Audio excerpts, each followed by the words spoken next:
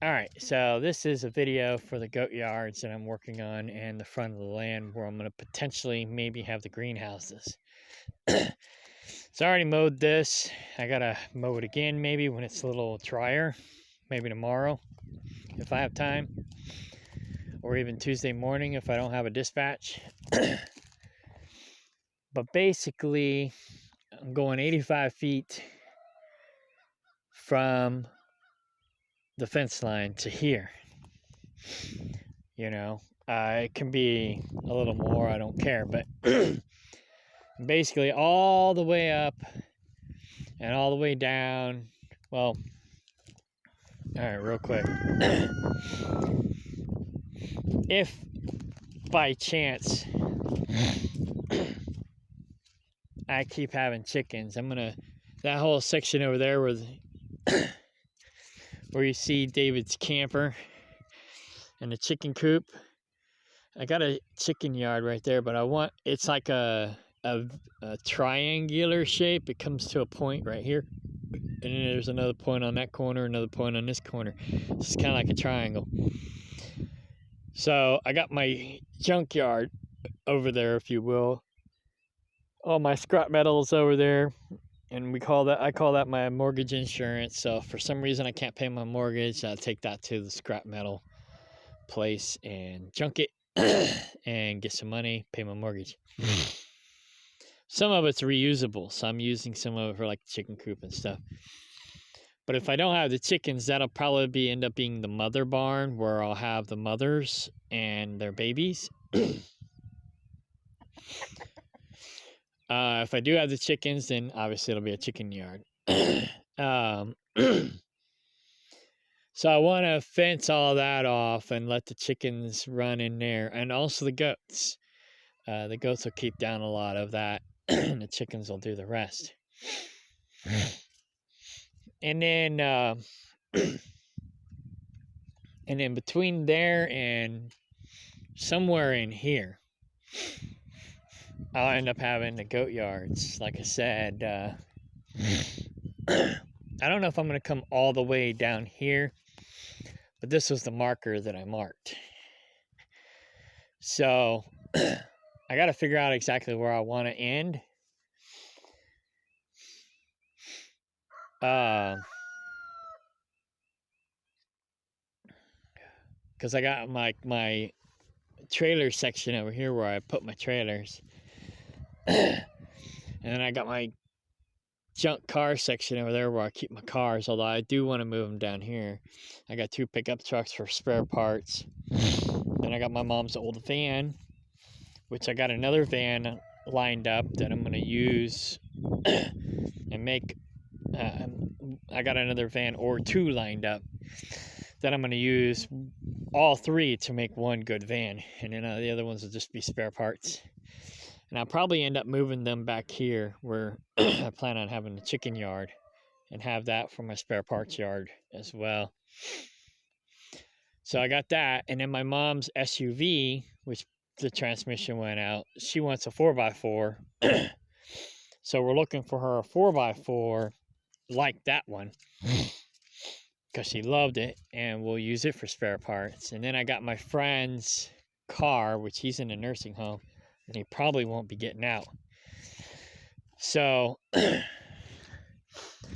going to have him sign that over to me so I can get it running and keep it lubricated and run it.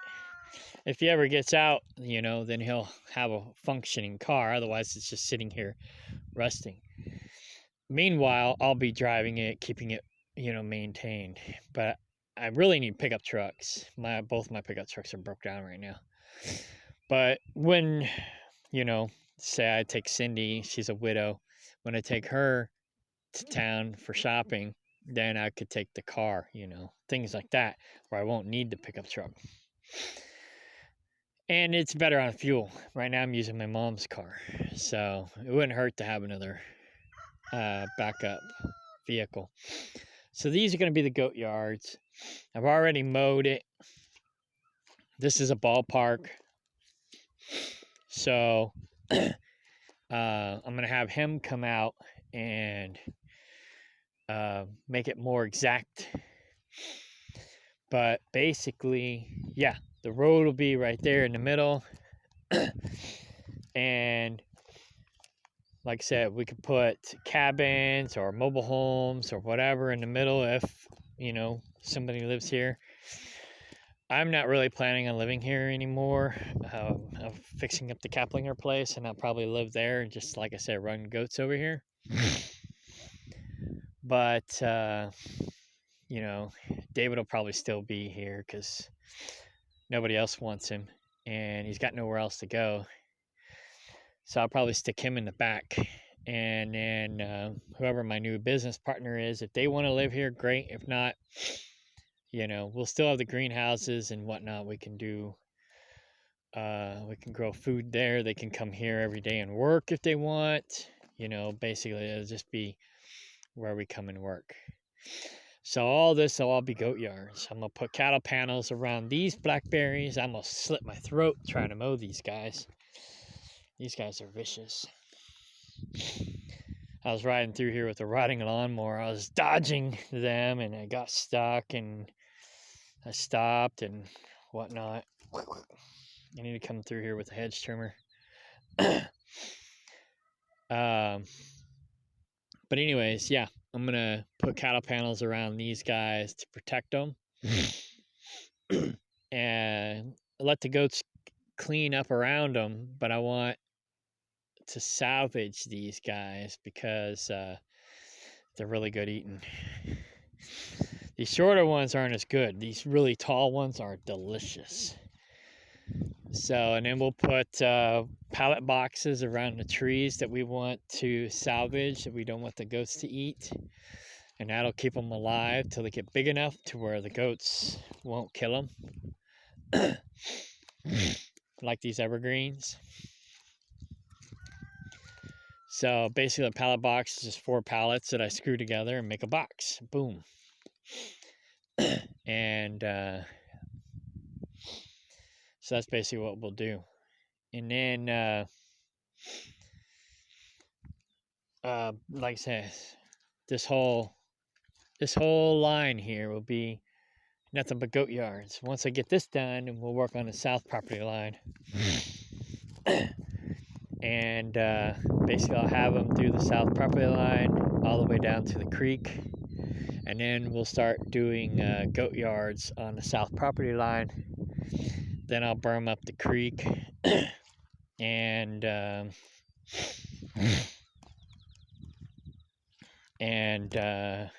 get that fenced off.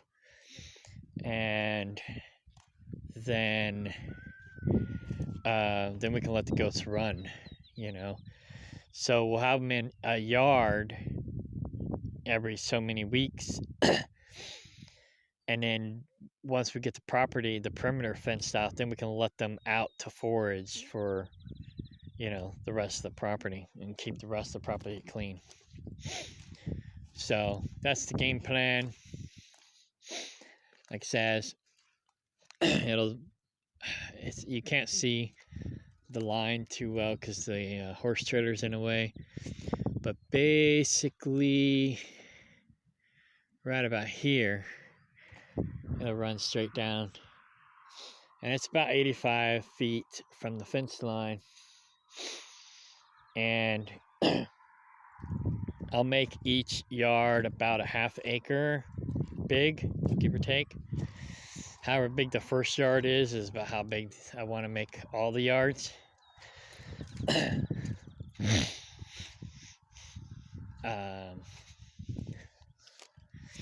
Or most of the yards. The front yard will be a little smaller, but I'm going to use that as like my my sick yard. So I'll put the goats in there when they're sick, and we can keep a closer eye on them. And over here is where I want to do the greenhouse. We've already got this one here, which needs to be finished, but it's 40 feet. Trying to get him motivated to finish, but that'll take a few years.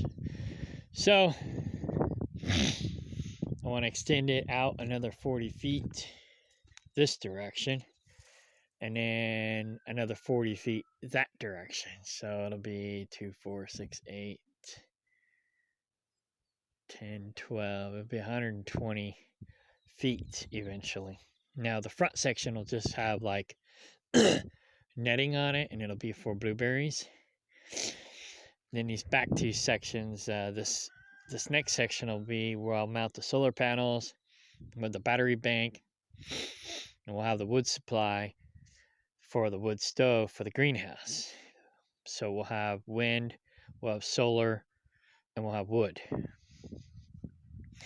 So the wind and solar will be the primary heats, and then the wood will be backup. And this is where I plan on doing the next greenhouse that I'm applied for with the USDA. And I'll do raised beds in here, but according to the regulation is has to have contact with the earth. So what I'm going to do is I'm going to buy cinder blocks, and I'm basically going to make the raised beds out of cinder blocks so they'll have complete contact with the ground. And this will potentially be a 100-foot greenhouse. Up here we got blackberries, and then over here there's potential for at least another greenhouse or two. So my brother was talking about doing mushrooms, and so I looked into mushroom hoop houses, and so I thought maybe the next greenhouse will be a mushroom hoop house, and we can grow mushrooms in there. So and yeah, like I said, there's a lot of potential here. Then up here I got passion fruit growing. Hopefully maybe it still is growing. Took me forever to get the passion fruit to take, but this box is where it was growing all by itself. And then we bought some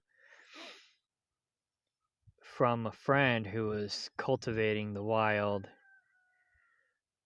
passion fruit, and so we planted some of those in here as well. And then what is this?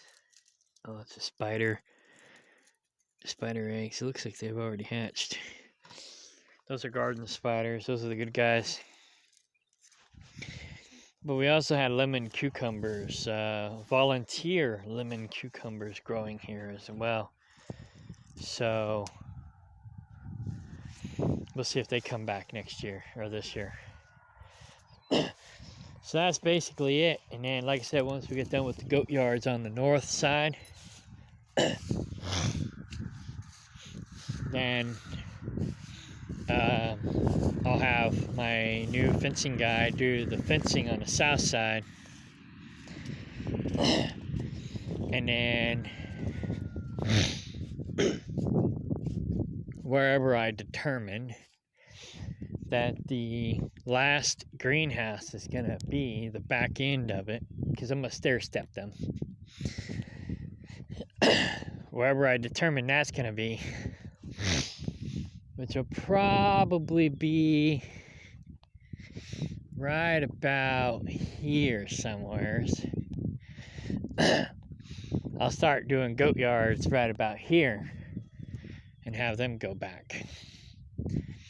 And like I said,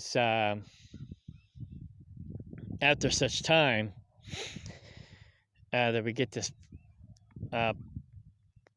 perimeter done, then when we let the goat, we'll rotate the goats to a different yard every so many weeks. But then in the morning we can let them out to go forage, and so they'll go clean up everything else in between the yards. We'll fence off the blackberries so they can't eat those and whatnot. So we'll protect certain areas from the goats. And then we'll let the goats run loose on the property to clean up the other stuff. And so they'll eat that stuff during the day, and then they'll have the stuff in their yard at night, or on the days that we don't let them out. Like, say, if we're not going to be here, for a couple days. We'll leave them in their yard. And of course, I have rainwater collection for them to drink.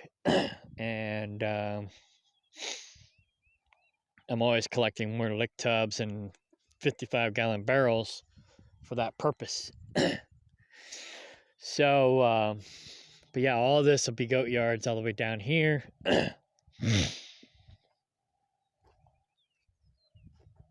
And yeah.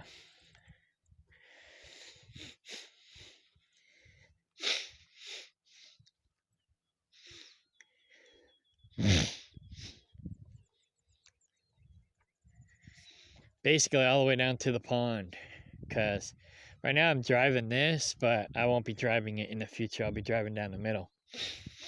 So all this will be goat yards all the way down here to the pond. So, but I'll be using, when I get a tractor, because I need to go buy a tractor, I can't get an excavator to show up. And I looked into renting one, backhoe with the front loader, and by the time I rent one, as many times as I need to, I might as well have bought one. So I'm just gonna go buy a smaller one, and basically I'll be digging out this pond, making it bigger, and using the dirt from here in the creek. And of course I'll be using dirt down there too. But I'll be basically making this pond humongous. And I'll be taking all the dirt into the creek. And I'll build the berm up, put in the pipes so the water can flow through it. And then I can finish the fence down there. And then they'll have a huge, well, they'll have a whole bunch of huge ponds when I'm done, but they'll have a huge pond up here. And then I'll have the goat yards, and I'll rotate them, you know, every week or two. I'd like to do a 2-week rotation. Right now we're doing a 3-week rotation because we only have 2 yards. But I'd like to rotate them every 2 weeks. If we get enough yards, we can rotate them every week. But, you know, and then go behind them and grow. So it just depends on, you know, how long they're in the yard, how much they eat up, you know, how many weeds they eat. And then we can go behind them and grow things like pumpkins, watermelons, you know, the bigger things, because yeah, the goats would have already eaten down all the weeds. And pig, you know, I'll get maybe some coons, and they'll help root up a lot of the weeds, you know, the ones that they like. And then the goats will, between the goats and the pigs, then like I said, I'm not going to get a dog. I'm going to probably get a donkey or an alpaca to help guard the livestock. But the goats, I don't typically have any trouble with predators with goats. It's mostly chickens.